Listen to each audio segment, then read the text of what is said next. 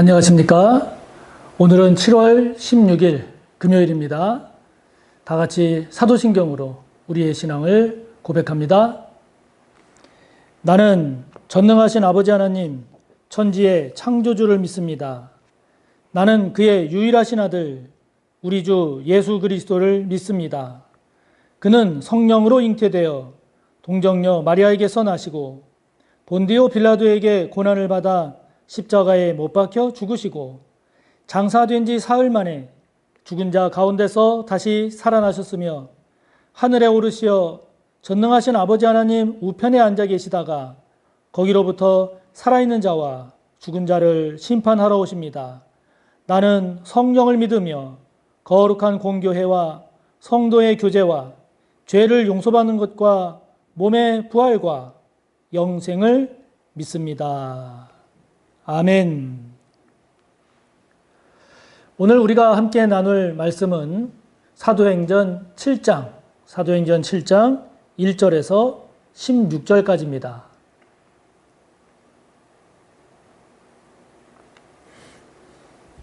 신약성경 196조, 신약 196조, 사도행전 7장 1절에서 16절까지입니다.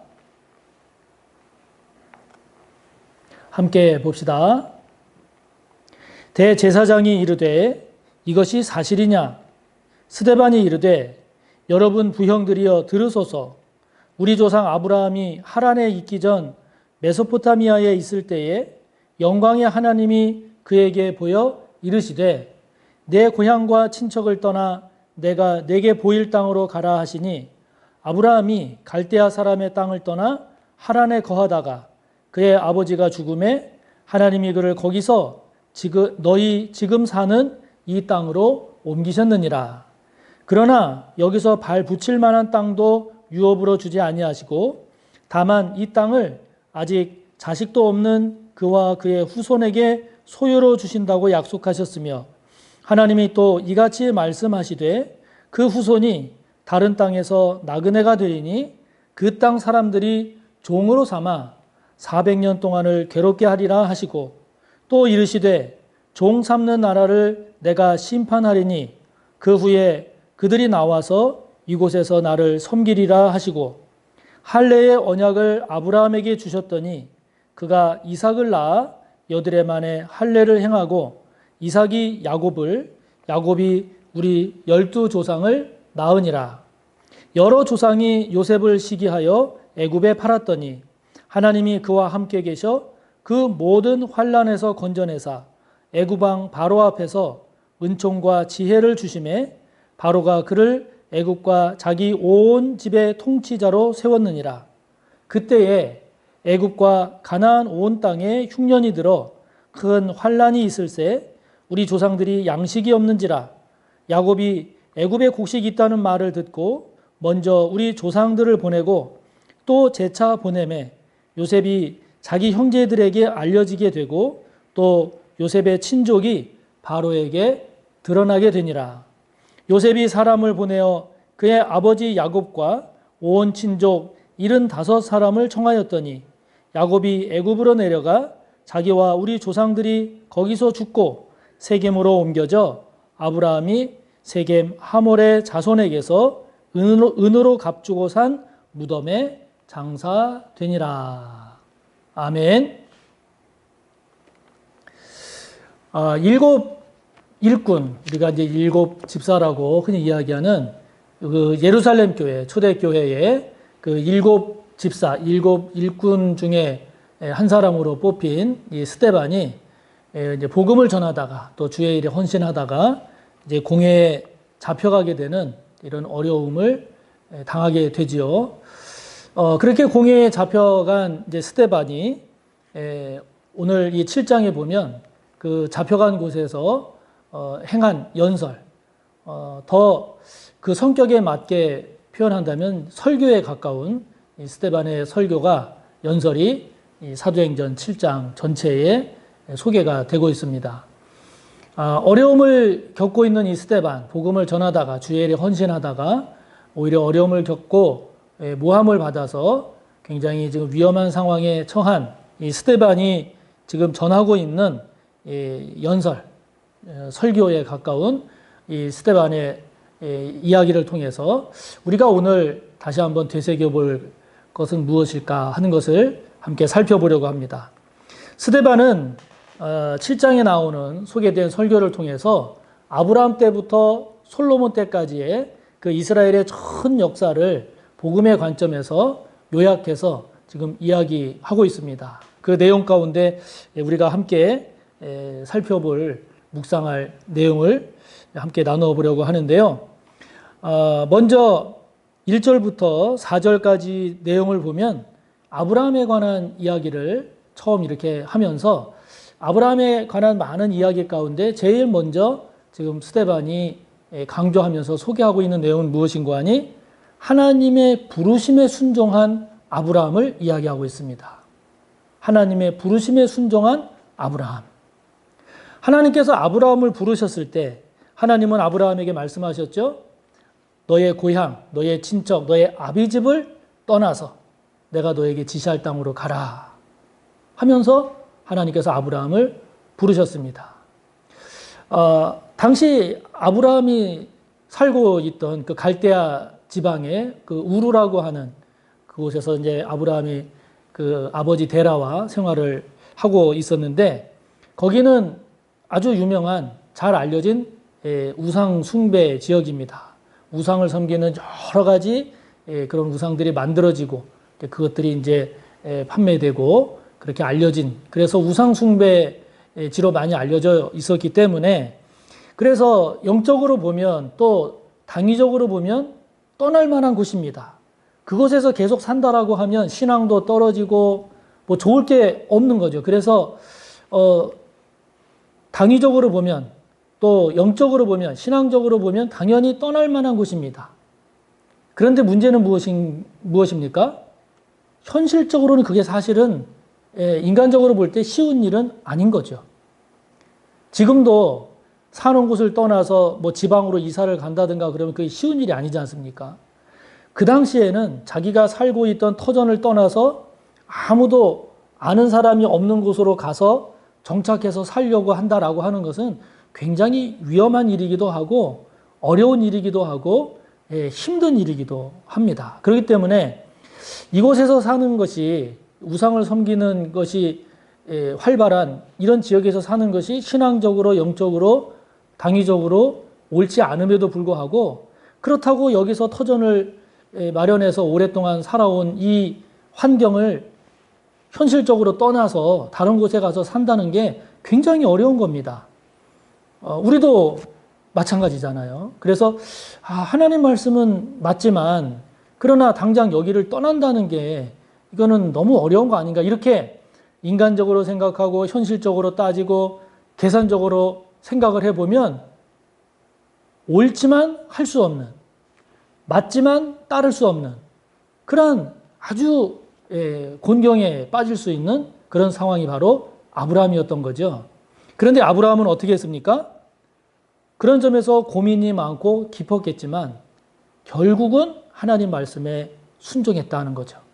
하나님의 부르심에 순종했다는 겁니다.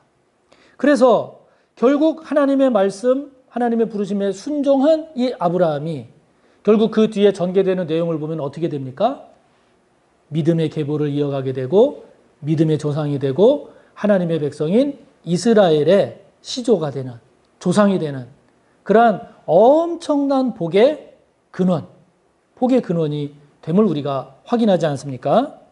그렇기 때문에 저와 여러분도 이런 아브라함의 모습을 묵상하면서 한번 깊이 되돌아보고 묵상해 볼 것이 저와 여러분이 하나님의 말씀에 순종한다라고 할 때 이해가 되고 깨달아지니까 순종합니까? 아니면 이해가 되지 않고 깨달아지지 않는다 할지라도 하나님의 말씀이기 때문에 순종합니까? 이게 참 우리의 신앙 가운데 신앙생활에 굉장히 중요한 포인트가 됩니다. 저도 이제 지금까지 이렇게 살아오면서 어렵고 힘든 그런 고비들이 있지 않았겠습니까? 도저히 이거는 아니다. 아무리 생각하고 계산해보고 따져봐도 이거는 아니다. 라고 해서 그렇게 결단을 해서 결행을 하려고 할 때에 그렇게 하는 것이 또 말씀에는 안 맞는 거예요. 말씀에는 그렇게 말씀하지 않는 거예요. 그러니까 그때가 참 너무 힘든 거예요. 그럴 때 지금 생각해봐도 하나님께 감사하고 참 그게 은혜였다라고 생각하는 것은 아이 몰라. 이게 하나님의 말씀이니까 그냥 일로 가. 나중 일은 하나님께서 책임지시겠지. 이게 말씀이니까 일로 가자. 라고 했던 것이 지금 생각해보면 너무 감사하고 또 시간 지나서 돌이켜보면 역시 그게 복이었음을 고백합니다. 자, 저도 마찬가지고 여러분들도 마찬가지고 앞으로도 우리가 살아가면서 우리가 하나님의 말씀에 순종하는 것이 깨달아지고 이해가 되니까 그 범위 안에서 순종하는가 아니면 깨달아지지 않고 이해가 안 되고 계산이 서지 않는다 할지라도 이게 하나님의 말씀이니까 그 말씀에 순종하는가. 저와 여러분 우리 모두를 축복하기는 말씀에 순종하는 말씀을 따라가는 저와 여러분이 되기를 바랍니다.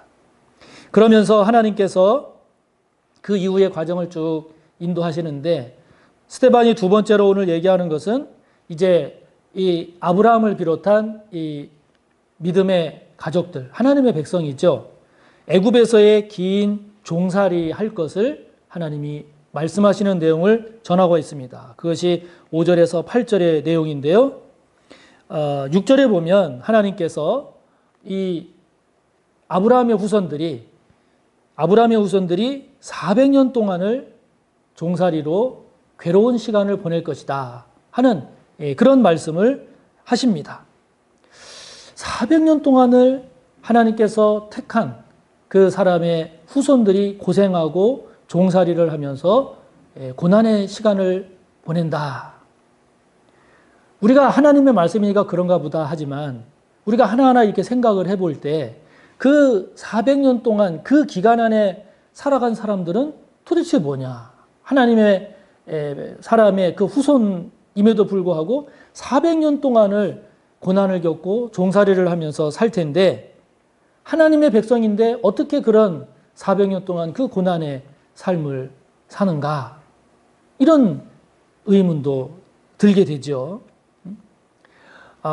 우리가 그렇게 겉표면만 보면, 겉으로만 보면 그렇게 생각할 수도 있습니다만은 그러나 우리가 그 전체적으로 보면 그 가운데도 400년 동안 종살이하는 그 가운데도 하나님께서 섭리하시고 주관하시고 다스리시는 하나님의 손길, 주권, 섭리를 우리가 보지 않습니까? 그래서 하나님께서 아브라함에게 그렇게 400년 동안 종살이를 할 거다, 어려움이 있을 거다라고 말씀을 주셨는데 8절에 보면 하나님께서 이 할례의 언약을 아브라함에게 주십니다. 그러자 아브라함이 8절에 보면 그 말씀대로 아들인 이삭을 8일 만에 할례를 행했다 하는 내용이 나오죠. 그러니까 아브라함 입장에서 보면 아니 하나님 기껏 저를 불러서 이곳으로 오게 하시고 이후에 우리 후손들이 400년 동안 종살이로 그렇게 고난을 겪게 하신다는 것이 이것이 말이 됩니까? 그러면서 저는 그런 하나님이라면 따르지 않겠습니다. 순종하지 않겠습니다. 인간적으로 충분히 그렇게 반항하거나 대들 수 있지 않습니까? 그러나 아브라함의 모습을 보면 할례를 행하라고 했을 때에 행했다라고 하는 겁니다. 그 얘기는 뭐냐면 나중에 긴 역사의 시간 속에 400년의 그러한 아픔의 고난의 고통의 시간이 있다라고 하나님이 말씀해 주셨지만 그럼에도 불구하고 오늘 해야 할 순종을 했다는 거죠.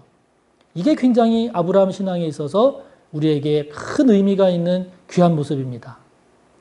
앞으로의 긴 시간을 보면 고난도 있고 어려움도 있고 그렇지만 그건 또 하나님께 맡기고 오늘 나에게 말씀하신 그 말씀에 내가 순종해야 할 것이 무엇인가? 오늘 내가 순종해야 할 것에 대해서 순종하는, 오늘 내가 들어야 할 하나님의 말씀에 경청하는 그 아브라함의 모습이 참 귀한 거죠. 그래서 저와 여러분 또한 앞으로 또 남아있을 그 고난 때문에 오늘 순종해야 할 그 순종을 하지 못하고 있지는 않은지, 앞으로의 일이 걱정이 돼서 지금 감당해야 될 사명조차도 제대로 감당하지 않고 감당하지 못하는 저와 여러분의 모습은 없는지, 오늘 아브라함의 모습을 우리가 다시 한번 묵상하면서 앞으로의 남아있는 시간 속에 있는 어려움이나 고난이나 문제 때문에 오늘 해야 할 것을 하지 못하는 그런 저와 여러분이 아니라 오늘 순종해야 할 것을 오늘 순종할 줄 아는, 오늘 감당해야 할 사명을 오늘 감당할 줄 아는 아브라함과 같은 저와 여러분이 꼭 되시기를 바랍니다.